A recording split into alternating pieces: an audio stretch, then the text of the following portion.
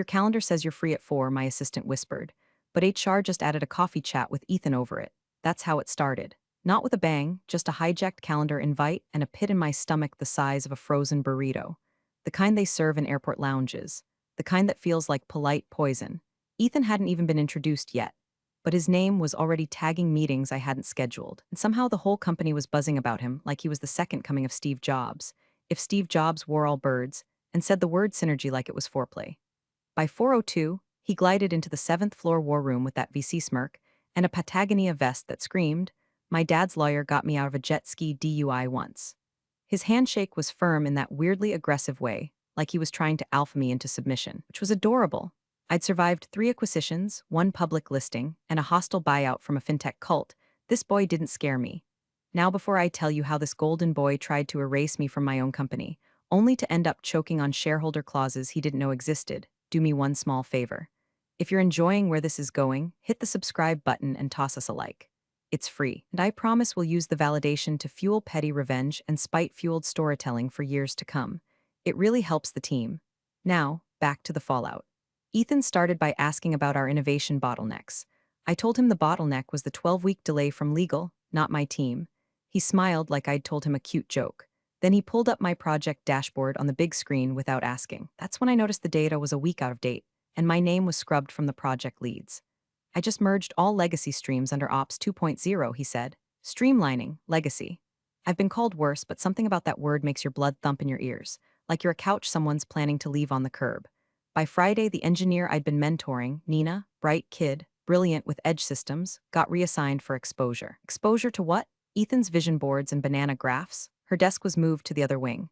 HR said it was part of the new seating logic. The following Monday, my budget notification pinged, reduced by 37%. No heads up, no memo, just temporary reallocation pending fiscal refocus. Meanwhile, Ethan was strutting around like a human TED talk. All buzzwords and blazer sleeves rolled to the elbows like he was about to paint a startup mural. Every weekly exec huddle became a soliloquy about velocity and market responsiveness. But what struck me most wasn't the language. It was the eye contact, or lack of it. He never looked at me directly. Not once.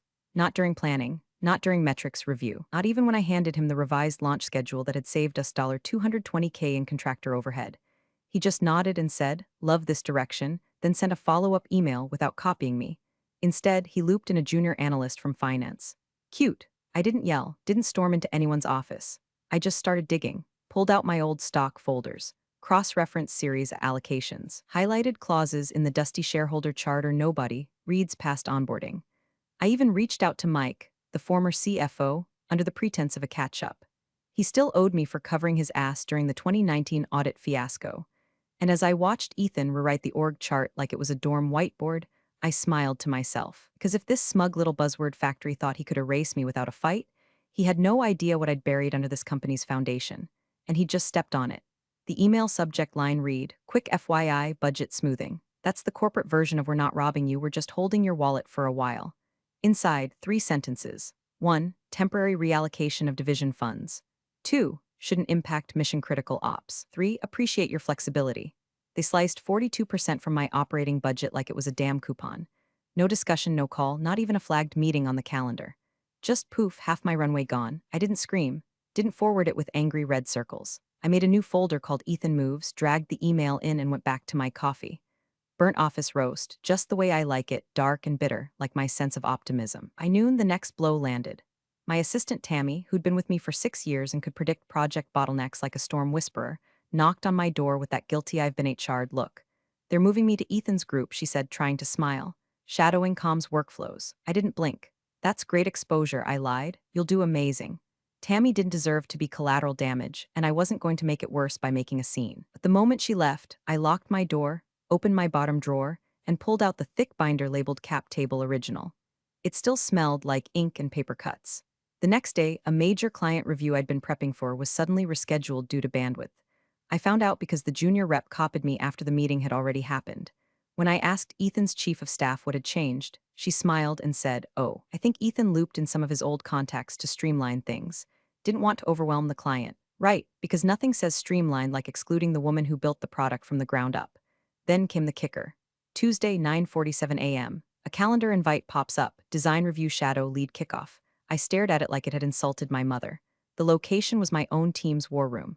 The organizer, Ethan. Next to lead, TBD, there it was in fine print, shadow lead. Jenna, fresh out of grad school, 2 months into a contract, smart but green as baby spinach.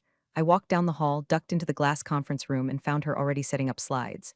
She jumped when she saw me. "Oh, hi, HR said you'd be joining remotely?" My smile could have sliced drywall. Did they now? Back in my office, I forwarded the invite to HR with a single line. "Can you clarify the reporting structure for the shadow lead?" My name is still on the team charter. No reply, just silence, like corporate had swallowed its own tongue. At this point, the temperature in my veins dropped 10 degrees. This wasn't just a restructuring. This was a targeted freezing. And I'd been through enough purges to recognize the pattern. Disempower, isolate, discredit. But here's the thing. You can't discredit someone who keeps receipts. I dusted off the original shareholder bylaws. Scanned clause 6.1 again. Verified which classes of shares held veto rights. Cross-referenced the board list, then pulled an old Christmas card from Mike, the former CFO, and called the number scribbled in chicken scratch on the back. He picked up on the second ring. "You calling in a favor?" "Not yet," I said. "But don't delete your calendar." That night, I logged into the internal org chart system. Ethan had already started renaming departments. Legacy Ops was now listed under obsolete functions. That was my team. He even changed the icon to a gray hourglass. Subtle. But he wasn't subtle enough to notice the one thing he hadn't touched: the voting records. Most folks don't realize this, but if you never surrender your original series a certificate, and if the bylaws never formally void them, you don't just hold history, you hold leverage. And I had both, so I sat back. I let the emails pile. I let the slight digs accumulate. I let him write his little fiefdom in jargon and flair. Because sometimes the best way to destroy a man like Ethan is to let him keep talking. The worst part wasn't the words, it was the smile. That weak, patronizing grin Ethan gave me as he gestured toward the only chair in his glass office like I was a stray dog he didn't want to get wet in the rain. I didn't sit. He did. Of course he did. He folded his hands and launched into his monologue with the soft sincerity of a man who'd just discovered HR-approved empathy on LinkedIn. "Patricia, I know this isn't easy, but we're shifting our focus. Realigning toward more agile verticals. Your position is being eliminated."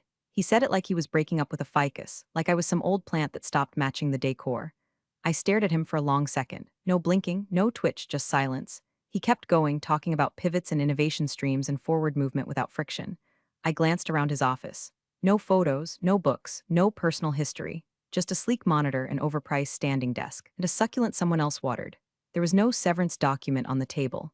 No formal offboarding plan. Just a brochure-looking exit packet and a pre-signed goodbye letter addressed to whom it may concern. So I nodded once and said, "Please put that in writing." That wiped the smirk off his face. For a blink, the real Ethan peeked out. Tight jaw, cold eyes, someone not used to being asked to back his bullshit. He muttered something about HR follow-up and legal approval, and I left without shaking his hand. The moment the door shut behind me, I didn't cry, didn't breathe heavy. I just walked to my office, unplugged my laptop, boxed up 2 framed photos, and left behind the nameplate. Let him feel like he won. Back home, I kicked off my heels, changed into sweatpants, and unlocked the fireproof safe behind my bookcase. Inside, under an old folder of house deeds and my ex-husband's insurance disaster, sat the manila envelope I hadn't opened in 8 years. I pulled it out, blew off the dust, opened the flap. There it was, Series of Preferred Stock Certificate #006, issued to Patricia M. Dalton. Original signatures, corporate seal. Date, March 17, 2014. I remember that day like muscle memory.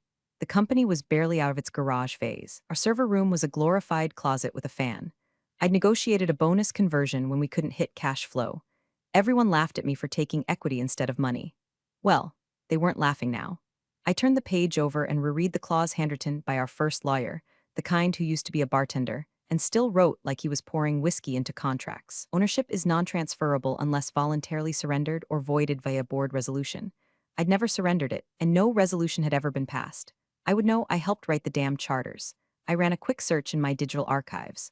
Found the 2017 restructuring email thread. Found the 2020 funding round where new shares were issued, but not mine.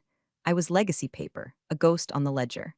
But ghosts have claws, too. In that moment, sitting cross-legged in my living room with a glass of cheap Syrah and my cat purring against my leg, something inside me clicked into place.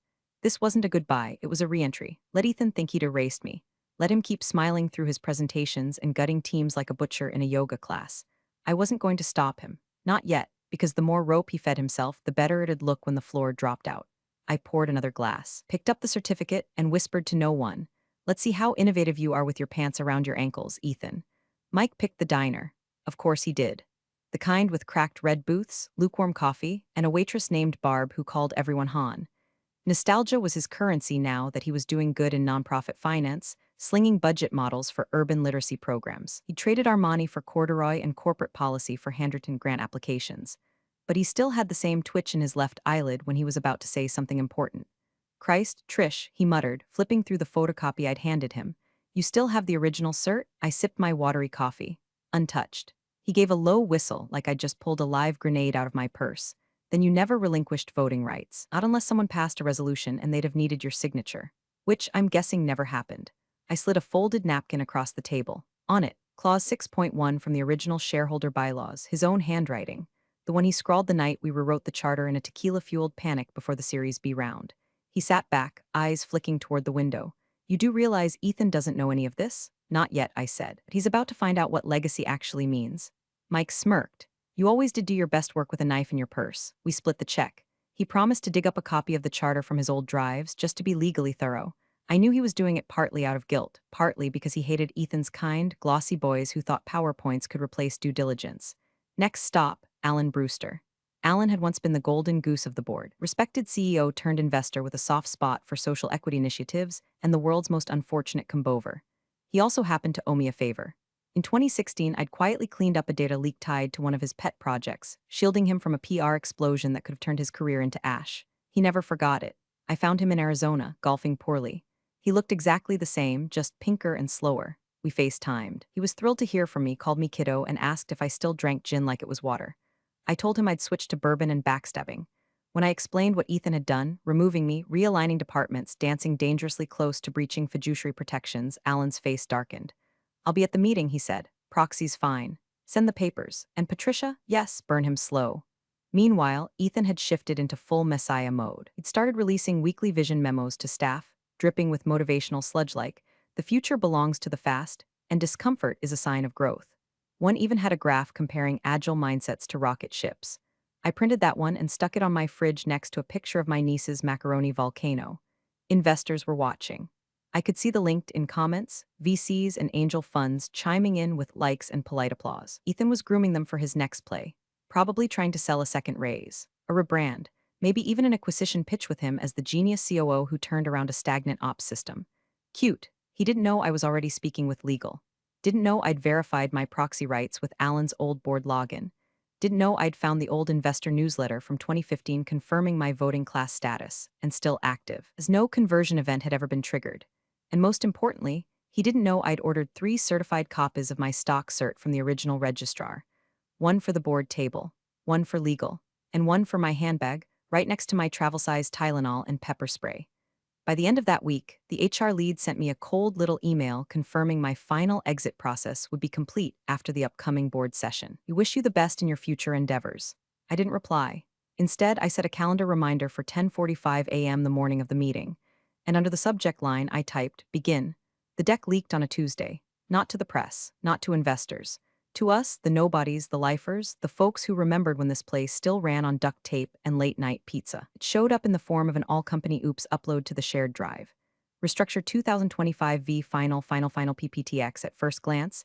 It was pure Ethan, overdesigned, underthought, full of startup mad libs. Operational synergies, culture 2.0, value unlock zones. Then I hit slide 12. Phase 2, eliminate redundancies / consolidate equity overhang beneath it. Pie chart colored like a circus wound, a chunk labeled low-yield equity positions legacy ops, and there it was. A quiet kill shot dressed in Helvetica new, my era, my people. A generation of sweat equity reduced to a liability line on a PowerPoint slide. Within hours, Slack lit up like Christmas. No one said my name, they didn't have to. Folks who hadn't spoken to me in months dropped emojis. One sent a silent tumbler glass. Another, just he really thinks no one's watching? Meanwhile, Ethan was on a LinkedIn tier. Posted a smug selfie from his treadmill desk with the caption, sometimes the hard conversations are the ones that lead to true innovation. Excited to lead our next chapter. I didn't like it, I didn't comment. I just saved it to a folder labeled Exhibits. That same afternoon, HR pinged me like nothing had happened. Hi Patricia, just confirming your last day is Friday. I'll need your laptop, badge, ID fob, and any company-owned materials. Thanks for your partnership. Like I'd been a wedding caterer, not the woman who wrote the first product roadmap on the back of a Paneer napkin. I boxed it all up that night. Every cord, dongle, badge, and branded pen. I even tossed in the ergonomic mouse they got me after my wrist surgery. But there was one thing I did not include. That original series, a certificate, still in my safe, still crisp, still sealed, still mine. Funny thing about company property, they only ask for the stuff they can catalog. Friday came, no farewell party, no email thread, a couple quiet nods in the hallway. Someone from facilities gave me an awkward thumbs up as I handed in my security badge. I walked out with my head high and my back straight, not because I wasn't angry. I was, but because I needed Ethan to believe I was finished. The thing about predators like him is they need to smell your fear to feel powerful. But if you walk out like you've already moved on, that's when their tail starts to twitch. As I left the building, I saw the founder in the corner cafe, stirring what looked like a decaf latte. He saw me, raised his cup. I nodded once. He didn't smile. He looked tired. I took that as a sign. Back home, I opened my laptop, and started organizing. I cross-referenced voting records with the meeting agenda. I prepped talking points.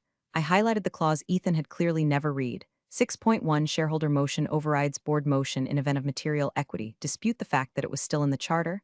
A little miracle, or maybe just corporate laziness. Either way, it was going to be my knife. I sent Alan the proxy paperwork. BCC'd Mike with the clause citation and backup documents. Then I wrote one last email to legal. Short, sweet, unignorable. Please confirm whether shareholder voting rights per section 6.1 are active in the upcoming board session. I retain original preferred stock certificate #006 issued March 17, 2014. Will be attending as observer unless notified otherwise. I hit send, and then I waited, not like prey, like a spider, coiled, silent, watching the web. The boardroom smelled like money and exhaustion. The kind of sterile wood-paneled room where time moves like molasses, and people measure power in eye contact and how slowly they sip their water. I walked in exactly 2 minutes early, not late enough to seem flustered, not early enough to look desperate. I took the seat farthest from the screen, no nameplate, no title, just me. The founder nodded at me, barely. Ethan didn't even glance my way. He was too busy air-checking his tie in the reflection of the window. He opened strong, of course. That signature Ethan flair, sleeves rolled, blazer draped on the chair behind him like a backup dancer, posture perfect, voice warmed up like he was auditioning for Shark Tank.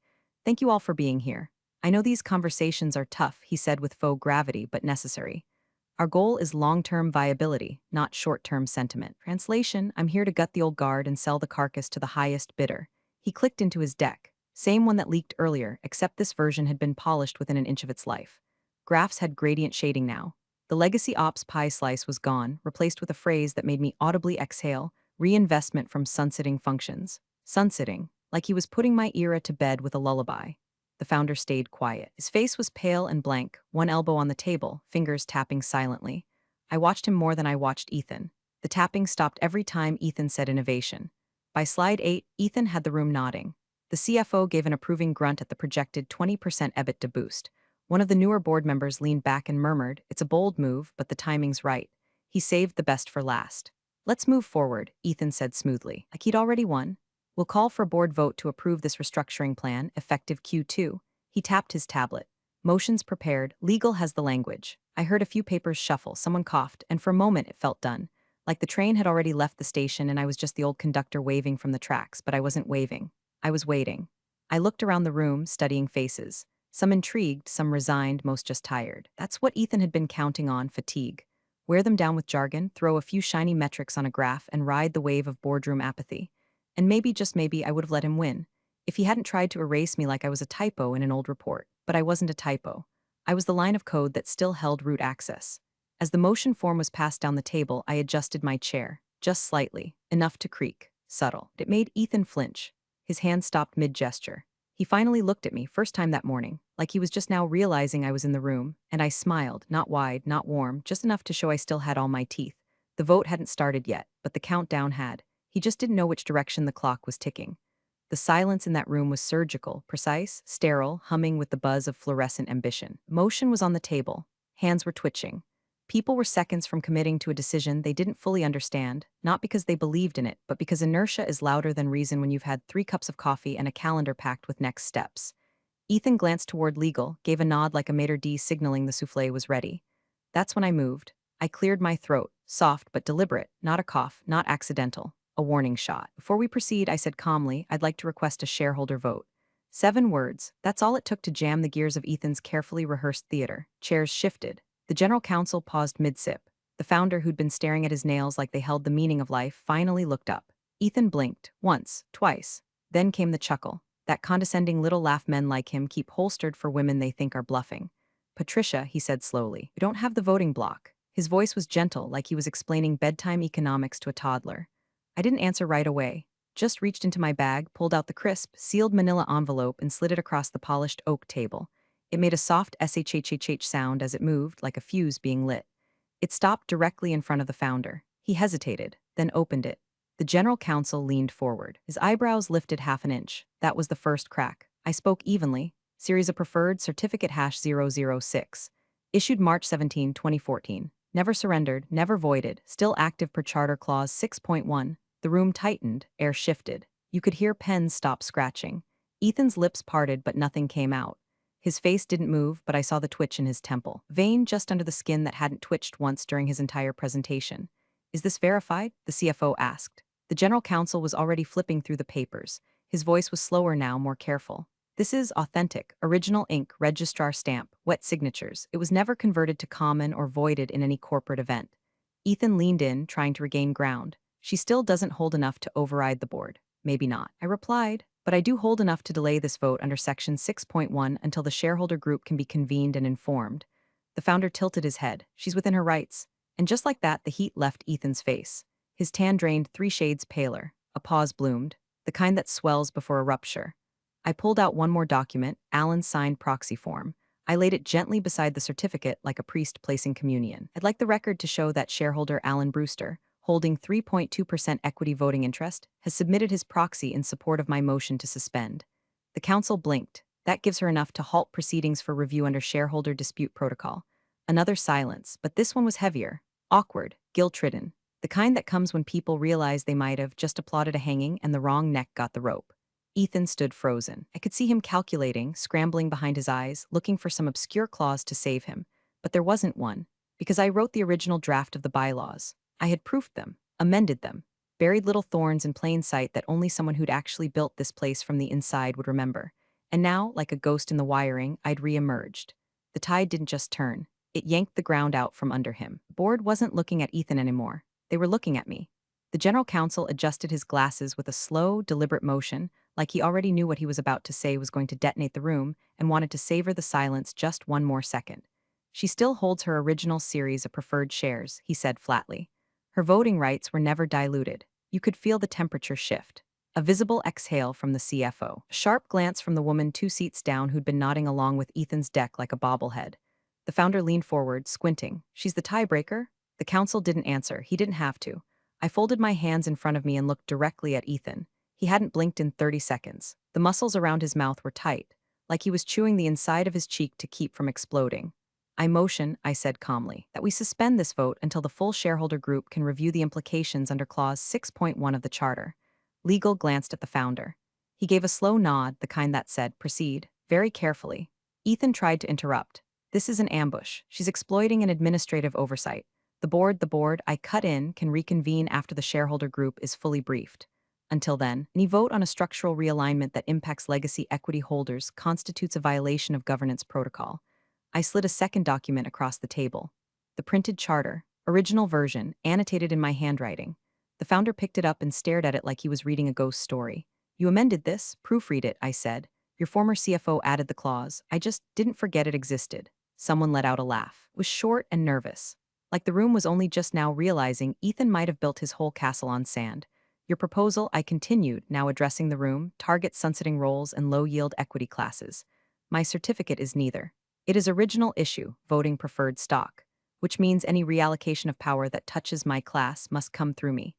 Ethan was standing now, pacing behind his chair, rubbing the bridge of his nose like he could erase this moment with friction alone.